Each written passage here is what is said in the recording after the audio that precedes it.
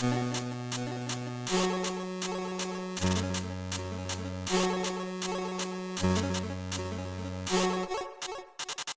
and welcome. This is Bjorn Jacboson from Pujo Sound, and I'm here today with my friend from work. No, it's me, Max Payers, and I'm from the Level Design Lobby, and we're here for a special episode. Yeah, we're going to be dissecting A Way Out. I run my regular Game Audio Talk channel, and you run your Level Design Lobby, and we're not trying to review the game. We just want to play through it and look at the features, trying to see if we can figure out how did they solve various issues from both a level design and a sound design perspective. It's going to be really interesting. Yeah, this is exciting for us. Bjorn hasn't played Brother's Tale of Two Sons, but I was a huge fan of it, so this is what's got me into A Way Out. And we both think it's a very interesting game to look at, like from a level design perspective, with two players encountering the same levels or like different parts of the same level, and then going through the different environments and the different sounds. I think it'll provide for you and your audience as well. Yeah, we're also going to try to see how do they work with the cooperation between game level and sound design, and how are they going to guide the players, how so on. Because we've from what I've read, this isn't a game that you normally would play twice. You play through it and then you sort of know the story. And that's going to be really interesting, because will they then guide you through a specific result or a story? How's that going to work out for them? That'll be really interesting to see. And let's get to it. Yep. Hey, Vincent, what's your plan after this? I don't know. Haven't really thought about it. You haven't thought about it? That must be a first for you, Mr. Overthinker. There's a difference between overthinking things and being smart, Leo.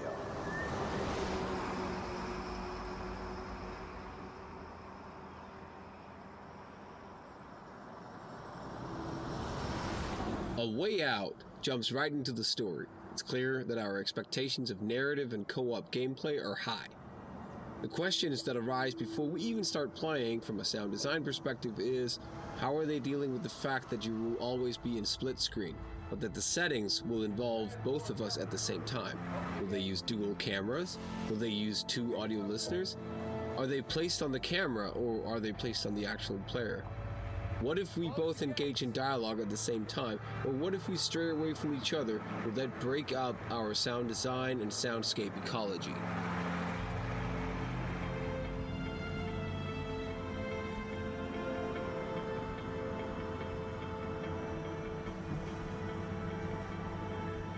From a level design perspective, the one thing that I'm really interested in is how that we as players are going to communicate and move through this same space. Are we going to be able to go through different areas when separated, or are we limited to the same space as players together? This is what I'm really interested in from a level design perspective.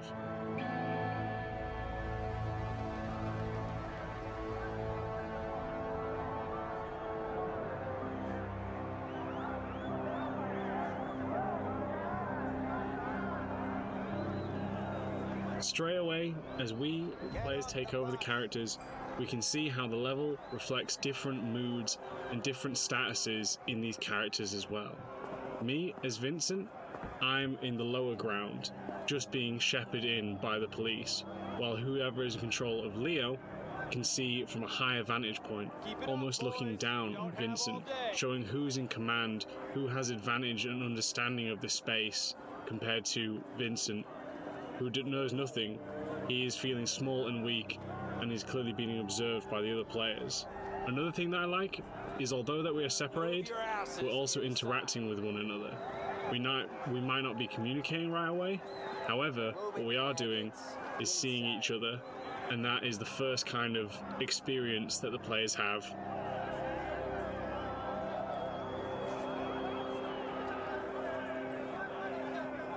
So already here we have an interesting sound solution, because it's clear that even though Vincent has left the area and started walking indoor and into a hallway and further into the prison, we can still hear the walla from the outside character Leo.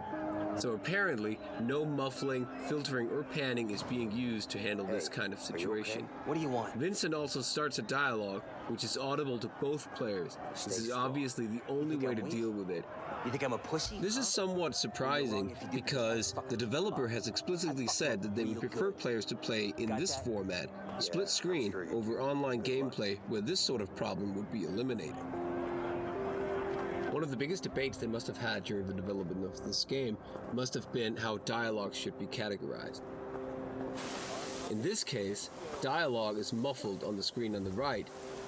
One of the things I really liked with this level design here is where they highlight to the player where they need to go next. As you can see on the right hand side, we have nice framing from these two pillars as it's showing you the police officer that we need to talk to as Vincent. What I also like is the amount of lighting they have, this beautiful light source compared to the area on the left, which is dim and grey, and showing and leading the players where to go. Also, the railings are using as a nice focal line, again, drawing the player's eye in when playing. Shit. I hate those. We're now moving on to another level, which I really enjoyed, a nice segment of this, which is where both players kind of come together. It's the first cooperation puzzle that we see take place within the game. The players have just escaped from a prison brawl in which you both help each other out in the combat. But now, both these characters want to communicate with one another in order to solve the puzzle that we'll see in a second. Okay, I'll distract the nurse. Now, what I really like about this is the environment, because players are going to be separated soon, which we're about to see in the video, and they're about to gain a different perspective of each area. But what's really nice about this is the windows between them, so the player can always keep an eye on where each other is, as well as the obstacles in front of them. I'm getting out of here. Back to work. Is that why you called me over?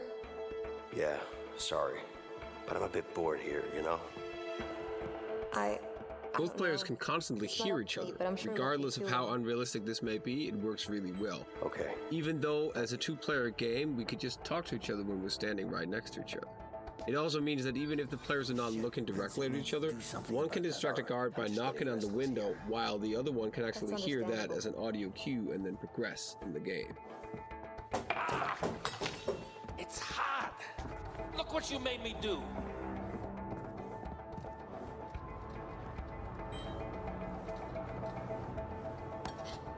As I just mentioned previously as well, the player can always see each other through these windows, but what they do in order to create suspension is they block off certain windows as well, as you can see with blinds on certain sides, so that way players have to communicate.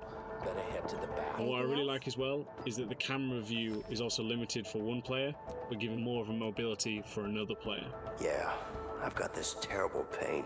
I need something. We have another situation here where simultaneous dialogue is possible. Trust me. And we don't know if it's either the latest one or a predetermined one that gets muffled because of importance. And the smell. Really? Really? Okay. How about you help me distract that guard over there? Listen. The problem with this is that we don't know if a relevant message of gameplay might not come through because it's being muffled. Just stay here. All right. We're now moving on to one of my favourite parts of the prison level. This is really important because it's about communication, and it's how with the level design they've really encouraged communication between the players here. As you're about to see, why talking to one another is super Got something important. special for you to read. Hope you like it. Sure I will.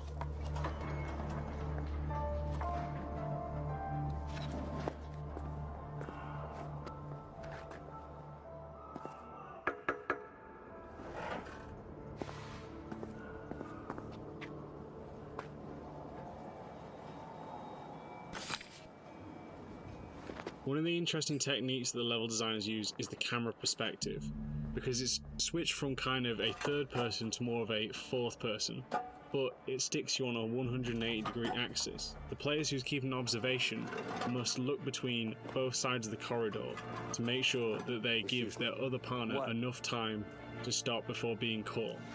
Another thing I like about this is only done when you enter into the gate view. If you're not in this, then it gives you a chance to communicate with the guard, or just more limits you. So it is about talking to one another and understanding what your role is. You, Go to sleep. Yes, sir. Just gonna take a leak.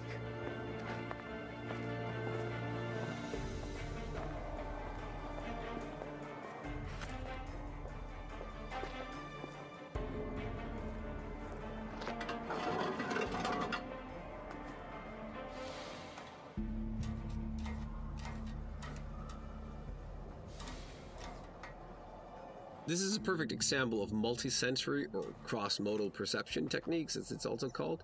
The ability to see the guard's flashlight combined with the ability to hear his footsteps gives us an almost godlike power in knowing where they are, what they're doing, when we can do what, and how we can proceed into the level. Lights out!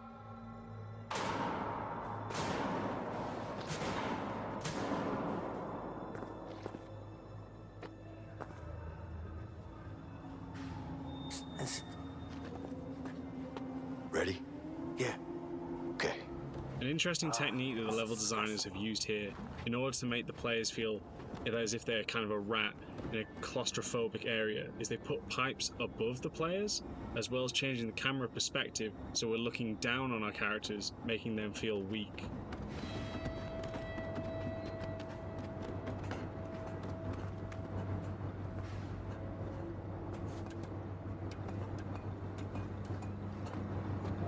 One of the things I like about this section of the level is they show the problem first before giving the player the solution, so that we see the fan is constantly moving and we need to get past it by the light beaming from it.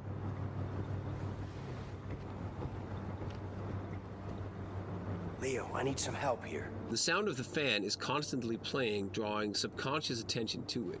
But the killer is actually the dialogue when you remove this next pipe. Even if you don't know what to do next, you're told with words that how to stop the fan, and you can't go wrong with dialogue.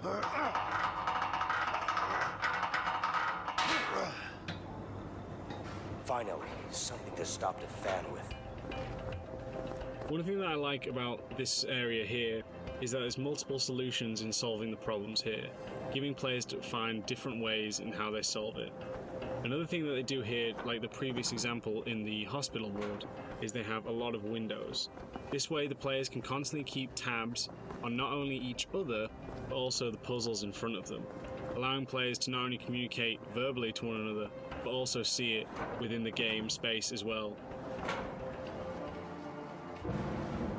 Read him and win. You cheated. The game also provides nice gameplay elements and mechanics by combining the use of both sound and light. Like this scenario here where the sound of thunder is used to mask the sound of the door break-in, and timing becomes a factor in gameplay as well.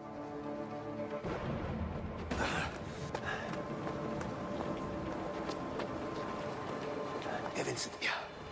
See that tower? Yeah. That's where we're heading. All right. There we saw one of the most classic level design techniques with a weenie. We have the tower highlighting to players where they need to go, what is their objective. Now what we can see here though is how they guide players to move from the main objective, the tower, to the micro objectives in getting there. By using the blue tarp, they highlight a different colour in comparison to the grey and brown.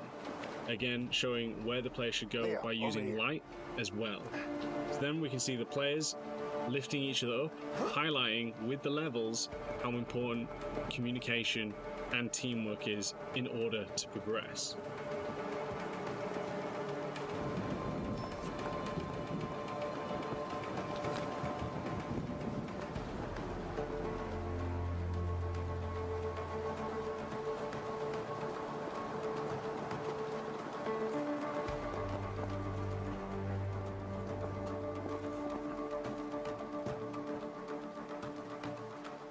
Now what they do to subvert the player and this tower experience is, although that's your objective, it also comes with a risk with this searchlight. And in order to create tension, what the level designers have done is they've created these sort of moments where the player runs out of cover and has to find their next piece of cover. What I really like about this is the visual language they use, because there is no debris or rubbish or piles of leaves.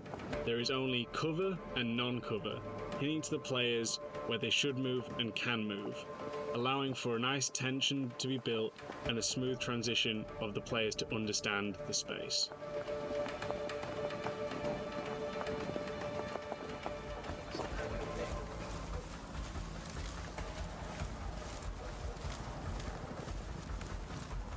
Here's another interesting feature, which is a perfect example of how perceived silent actions is not always the more silent option.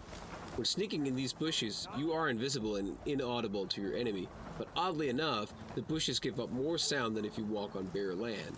Classic example of how sound can be perceived in a situation as silent, even though it is not if you compared it A to B.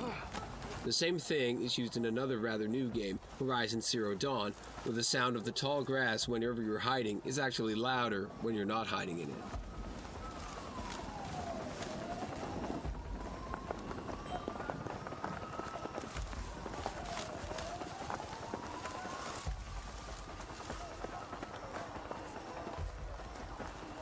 Leave me alone. We've now switched to a different environment where the players have now escaped. And I really want to talk about this store robbery, because it is really important here, because it's how they encourage exploration I thought was truly amazing. Because what they've done is it's a setup. Whoa, hey. Now, players can Don't sneak instantly up on me start the like that. robbery Sorry. whenever they want. But if the player takes the time to actually study who is there Look, and scout out the area, Well, then it'll make sure that the robbery goes my down much apologies, smoother than okay? previous. It won't happen And again. what I also like about this is there's multiple characters that the players can talk to. But you might not always win the conversation, and what I mean by win is encourage those NPCs to leave. Hey, You get a second Does this chance place with have your a lot of partner as business? well. As you just Yeah, saw I guess then, so. What? I was able to sabotage certain mechanics as well, such as the telephone and alarms. Thinking of buying this Again, place, actually. making sure that What? players really place? understand I how don't think important it's for sale. exploration is in here, Everything's for because it's sale, that time and that reward suppose for you're right. doing so. Can I help you with something? hey, ma'am. I don't want to use this gun. Now, as you can see, Please open myself the and register Bjorn were not able to get this last guy out of this There's barely place, any money in there. which has now become an extra risk for us, Touch of that, because now I've started the robbery. please. Now, if we were to play again, we might be able to get everyone to leave, meaning an even smoother There's a operation. safe in the back, isn't there? And because of this, we now have to use our teamwork and again communication Hands up, ma'am. in order to make sure that no one escapes Stay calm. and no one gets hurt in this process. There's a safe in the back. We should check it Shut out. the fuck up and sit down. Okay, we're good. Don't, please don't shoot me. It's okay. Another thing that I really like about this is the subversion in this level. So now I've opened the door, I'm instantly attacked. We thought that because we'd scouted out the area and made our plans, that this place was safe, but we were wrong. And now things aren't going to plan, which is brilliant because now we have to react. Because this store clerk is about to try get a gun, and now we have to react because of this. We need a combination. Hey, stay there. We need the combination. I don't have it. Stay there.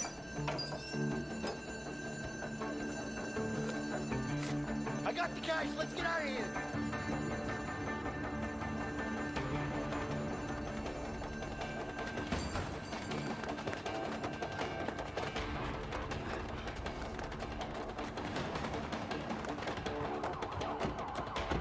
Let's go. Get one.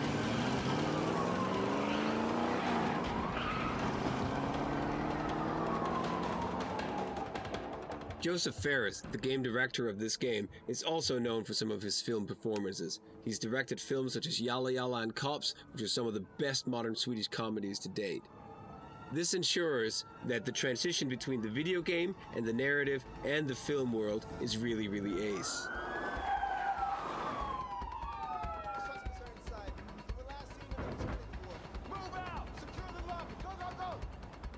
Shit.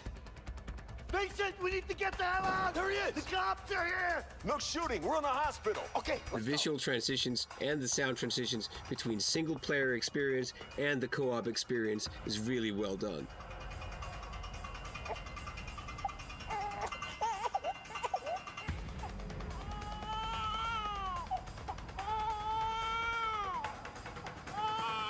Carol. Just go. This next sequence we're about to see is really important in creating tension here. because the players are in a high-octane chase, and it's what the level designers do to help guide the player that's really nice. So as you can see, we're running up the stairs, and we see some cops come out, and then we also have these pipes blocking them, showing that you shouldn't go there, and then also using bright lights to bust through the doors. This transition here is one of the best examples of how to go from one single-player experience to another single-player experience. The split-screen game is right now a single-player experience, just switching between our experiences.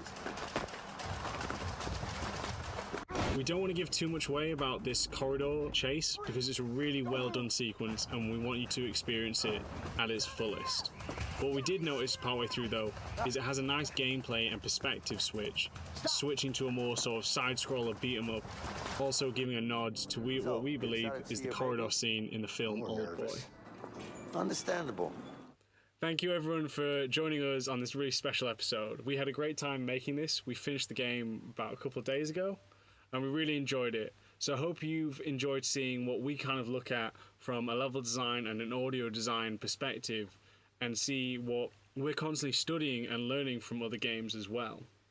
Yeah, and if you want to see more videos like this, you should fire away in the comments below and give us a suggestion about what game you would like to see analyzed, both from an audio design and from a level design perspective.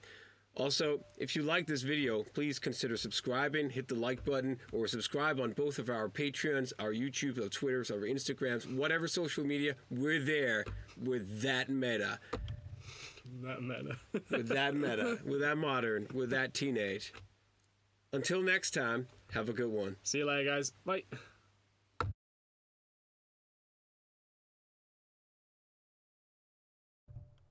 Yay!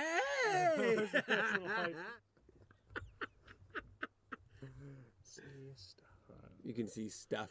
I see stuff. Stuff. I see stuff.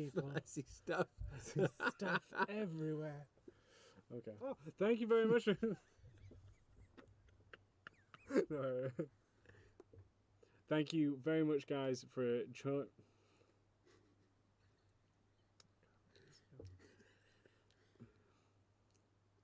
Thank you very much, everyone, for joining us on this special episode and seeing how. I was going nowhere. Right, why did I get it first time the other one? But all right, fuck it. All right, stand straight. I'm gonna do this now.